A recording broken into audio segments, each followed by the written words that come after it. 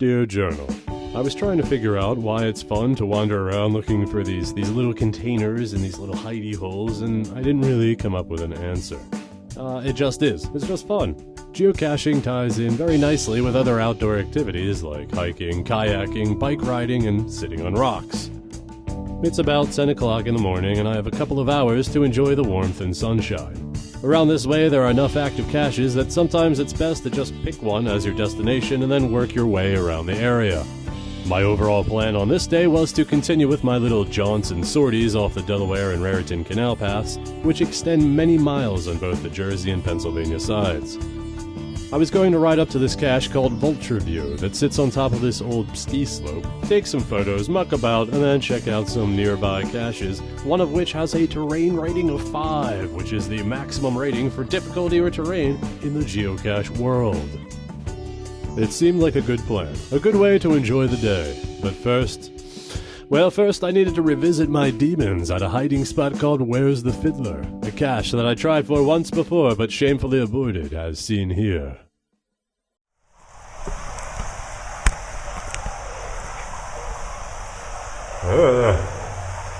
Well, I am officially, skeeved out!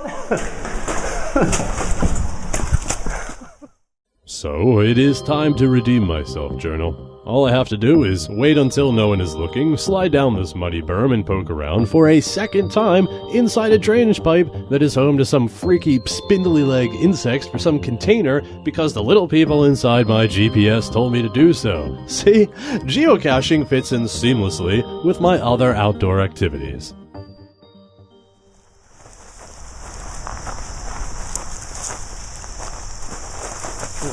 Whoa.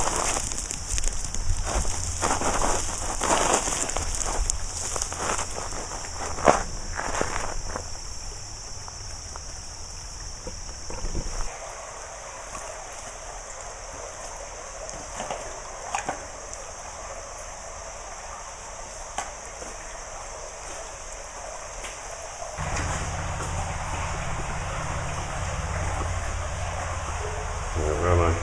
20 feet? No, that's not good. Screw it. Just go.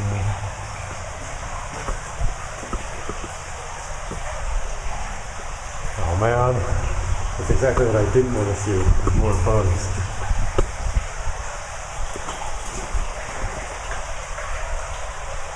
Okay, well, this is exactly what happened last time I was here.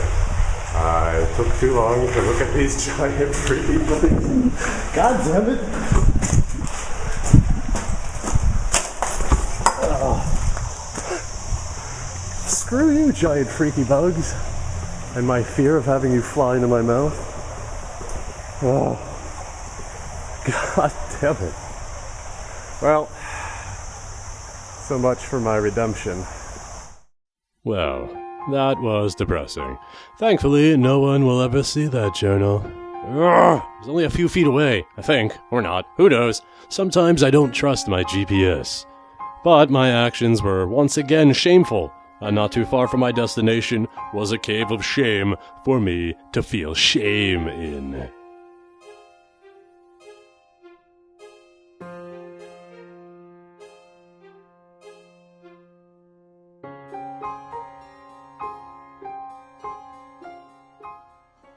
After feeling an appropriate amount of shame, I emerged from the cave and realized I had a new sense of determination. That's right, Journal. From now on, if anything bad happens in the future, I am determined to immediately delete the footage.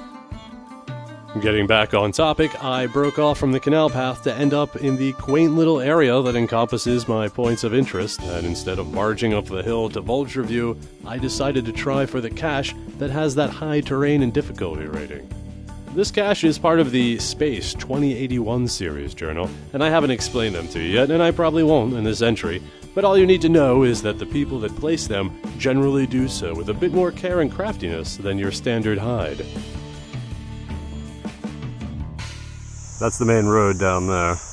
That runs along the canal path on the Jersey side. Follow this road up here, down this towpath. It's a cool area. got yourself a little lake.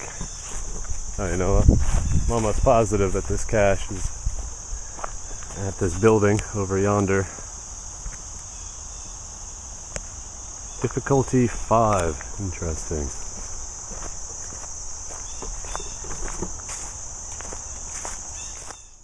Alright. It's like 20 after 12. I've determined that I don't know where the cache is. Well, I have an idea. It just requires me to stretch a little bit. Think. Well, let's go in.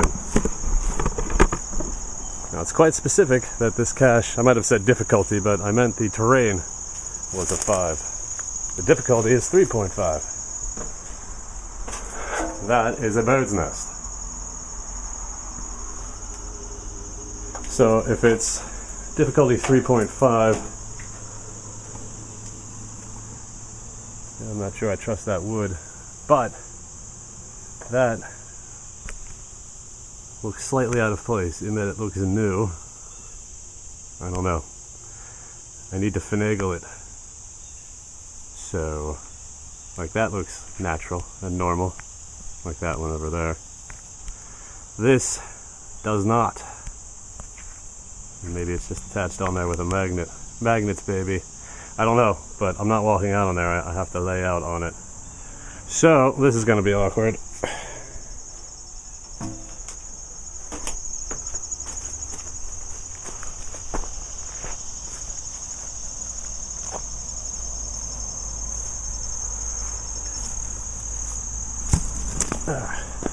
Luckily, there's this handy bit right here to set the old camera down on. Alright, take off all my good stuff here.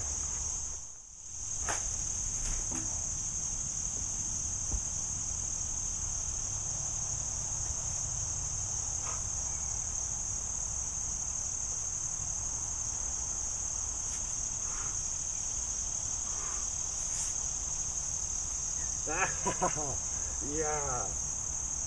Oh man, don't drop it. Those are some right clever bastards doing this particular series of caches, I must say. I don't know about that high terrain rating though. I'm pretty sure 5s are reserved for specific equipment like boats or climbing gear. Anyway, there's certainly a sense of completeness after finding this one. Not achievement per se, but completeness. Someone put some thought and time into this one, and it really showcases the ingenuity some enthusiasts put into this hobby. Next up is my main target, Vulture View. And as you may have noticed, there's a damn bird. Is it a vulture hawk, a common scavenger around these parts? I don't know. I figured I'd just throw up a Latin-sounding name and use the footage to illustrate I was now at the top of the hill. I was looking for a good photo op, and I think I found it. About 10 meters from the spot is the cache itself, and I'm sad to say the recording I had of me finding it is corrupt. Well, not sad really, because it's just a large Tupperware container with some water-soaked McToys in it, stuffed in a rotten tree stump. But it doesn't really matter. I don't think the cache owner had any desire other than to bring you to this little overlook, and that's where we are. And for that, I am thankful. I figured it was a good place to try and look all Lewis and Clark in front of the camera. Very nice backdrop. Thank you, geocaching. So as you can see, Journal, sometimes it's not about the container, but simply the location. Back on the other side of the hill, though, it's all about the container as we scope out another Space 2081 cache. I'm assuming this wheel was part of a ski lift or something, and skiing was actually the last thing I was thinking of as that nice warm sun became an overbearing ball of insufferable heat. So it's on that bit there. I already found it. Problem is,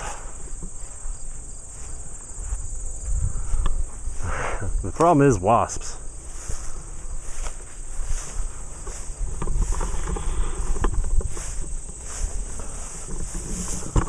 It's that giant screw, it's fake.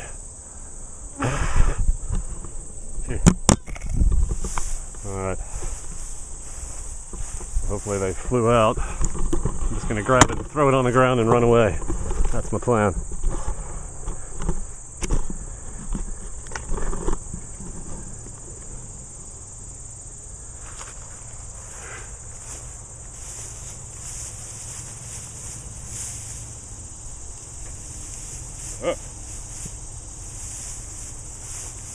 At least I'm assuming that's it.